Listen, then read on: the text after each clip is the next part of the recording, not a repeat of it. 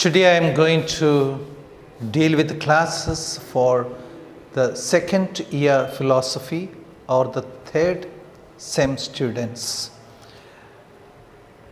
What we have been given is about the materialism or the ancient materialism or lokayata. And then we have the system of the Buddhism, Jainism. There are two divisions we can see in the whole philosophy when divided, that is Astika system and Nastika system.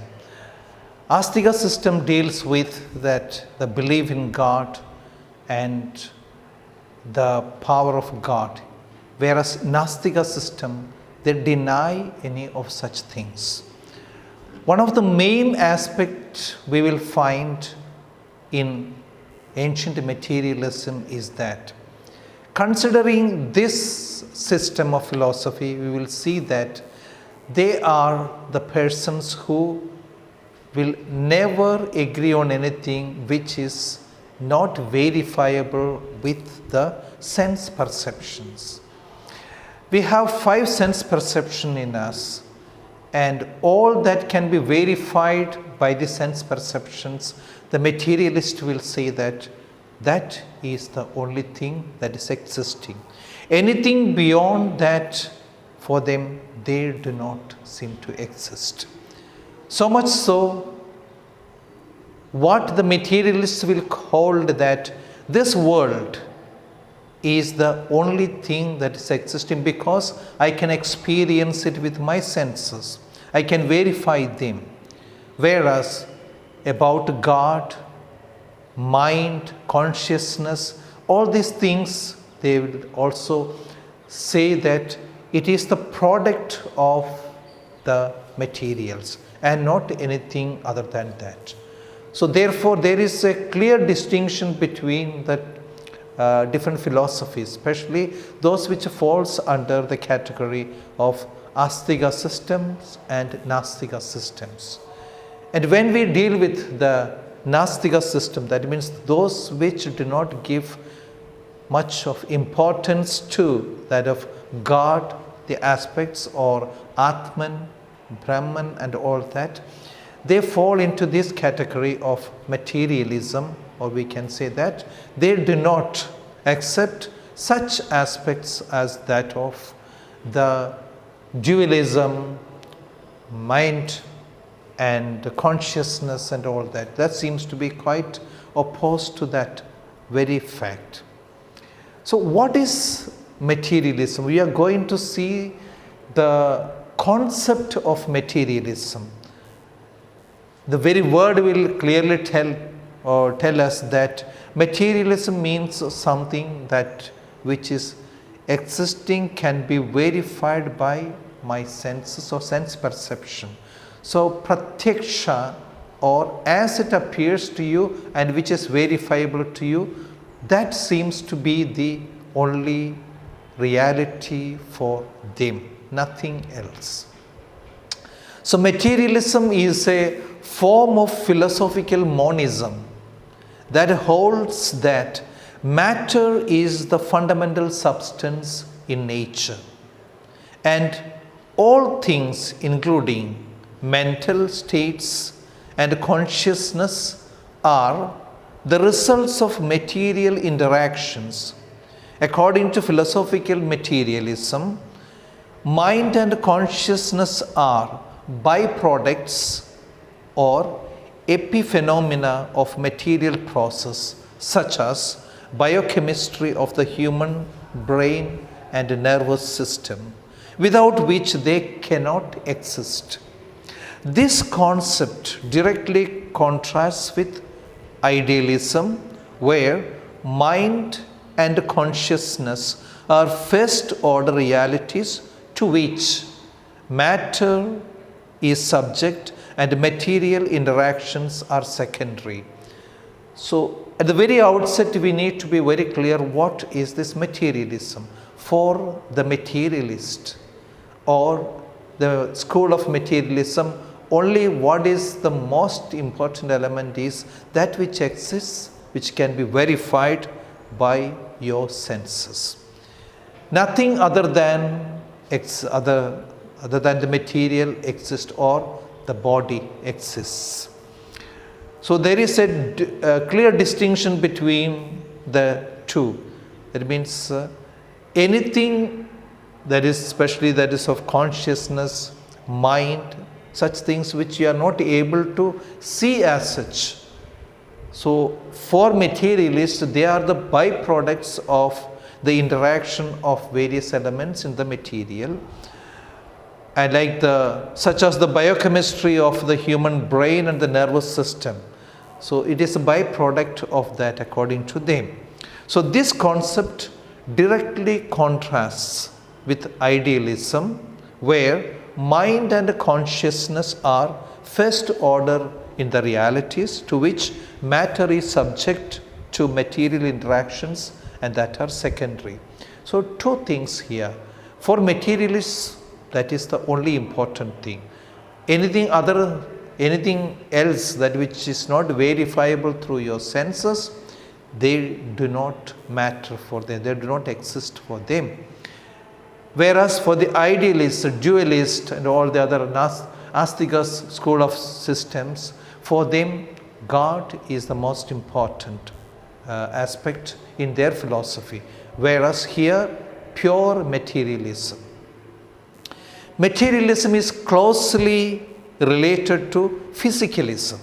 So whatever is existing physically, which I am able to verify, those things seems to be the reality.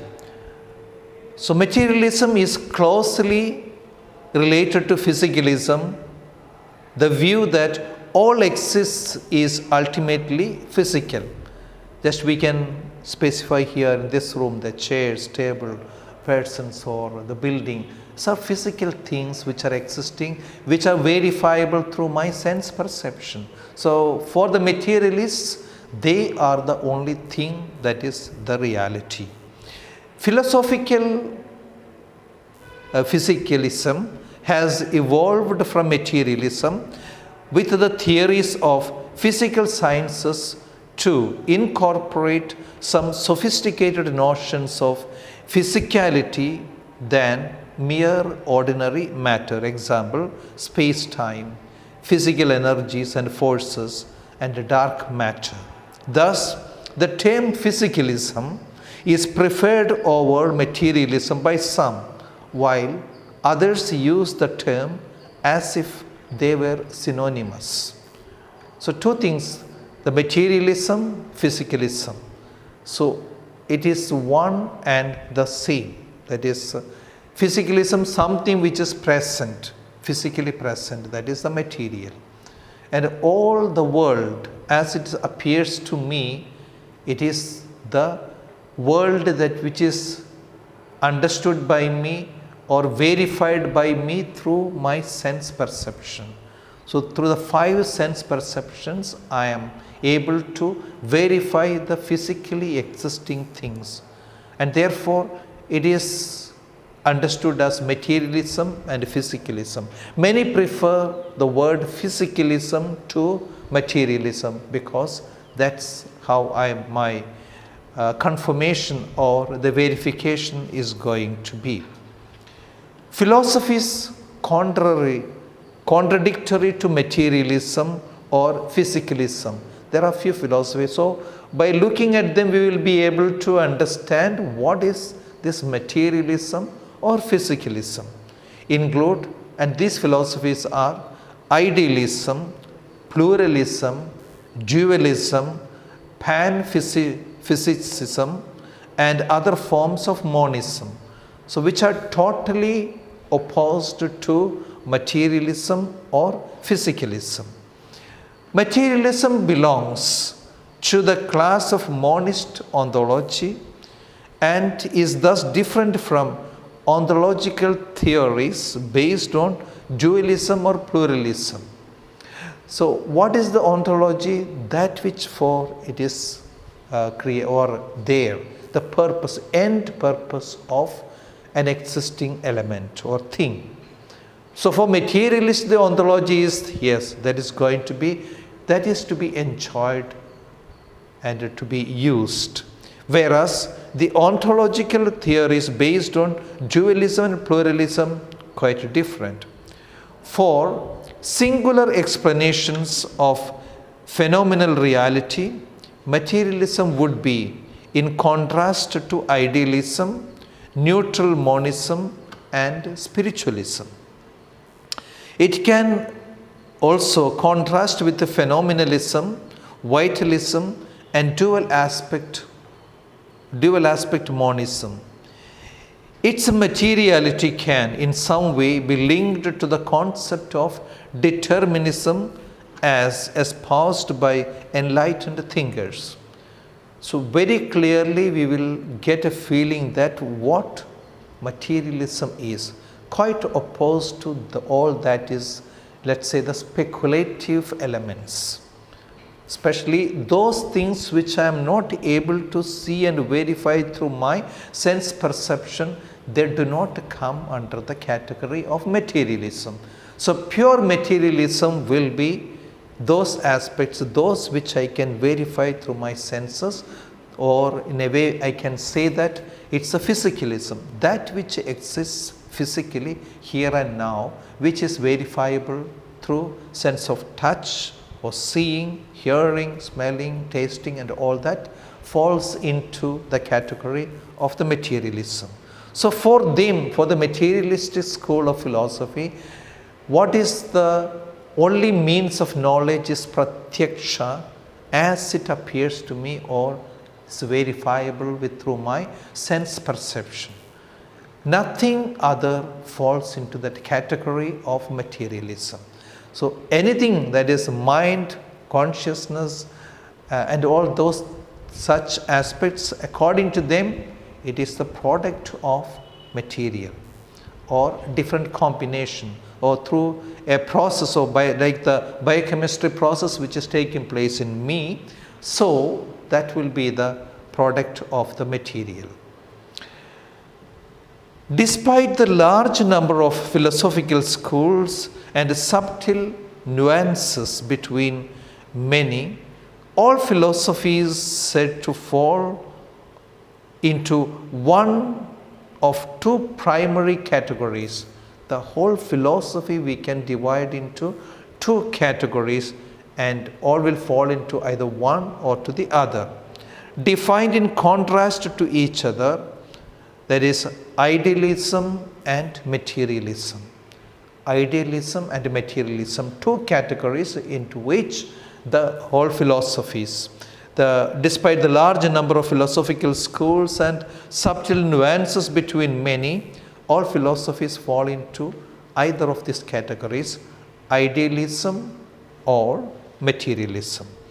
The basic proposition of these two categories pertains to the nature of reality. The primary distinction between them is the way they answer two fundamental questions. So how are we going to decide which one falls into idealism and which philosophies are going to fall under materialism? So basing on the two questions, how they are going to answer the nature of reality, they are going to fall into these two categories. So what are those questions? They have to answer the two fundamental questions. What does reality consist of? And how does it originate? So two questions to be answered, the fundamental questions, which will decide the philosophies into either of these categories of idealism or materialism. The two questions are, what does reality consist of and how does it originate? To idealists, spirit or mind or the object of mind, that is ideas, are primary and matter secondary. So for idealists, the mind is the primary object and matter is the secondary. To materialists, matter is primary and mind or spirit or ideas are secondary, the product of matter acting upon matter. For materialist, matter is the primary, or all that is existing, the whole world is materialistic in the sense that which can be verified. So only those aspects which can be verified through my sense perception, that is the reality for the materialists. The materialist view is perhaps best understood in its opposition to the doctrines of immaterial substance applied to the mind historically by René Descartes. However, by itself, materialism says nothing about how material substance should be characterized. In practice, it is frequently assimilated to one variety of physicalism or another. So how that is going to be, that is the materialist view perhaps understood in opposition to the doctrines of immaterial substances applied to the mind historically by René Descartes. Modern philosophical materialists extend the definition of other scientifically observable entities such as energy, forces, and other curvature of space. However, philosophers such as Mary Midgley suggest that the concept of matter is elusive and poorly defined. So there is always a friction between these two schools, idealists and materialists. So two categories or two groups into which the whole philosophy with all its nuances and all that fall into. Two categories of either idealism or materialism. And based on the two important questions, what is reality consists of and how does it originate?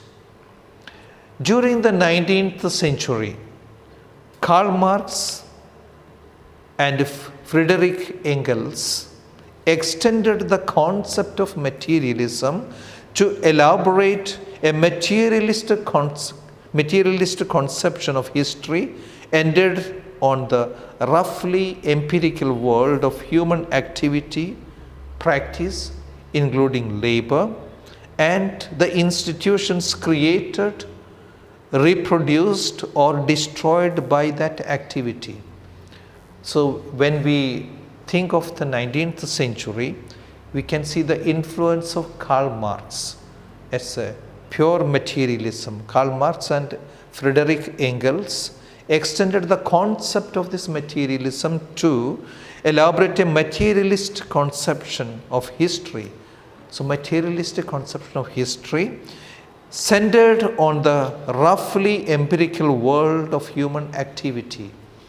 So all what is important is, or even the human person is considered in such a way that as long as you are productive, you are able to contribute to the society, you are of worth.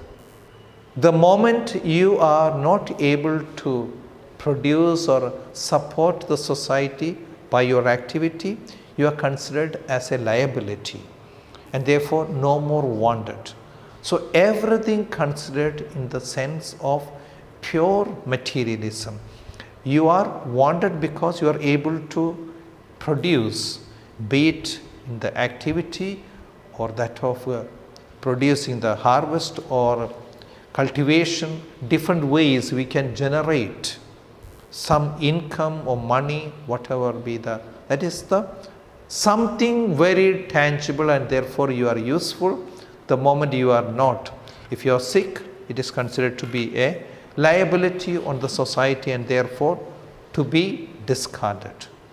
So you can see the how, to what extent materialism can drive you to an extent where you are also considered as a thing that is useful. The moment you are not able to, then you are useless. So they also developed dialectical materialism by taking Hegelian dialectics, stripping them of their idealist aspects and fusing them with materialism. So we have the dialectic materialism which is coming too. Further, our search to understand what is this materialism, we can say this, that non-reductive materialism.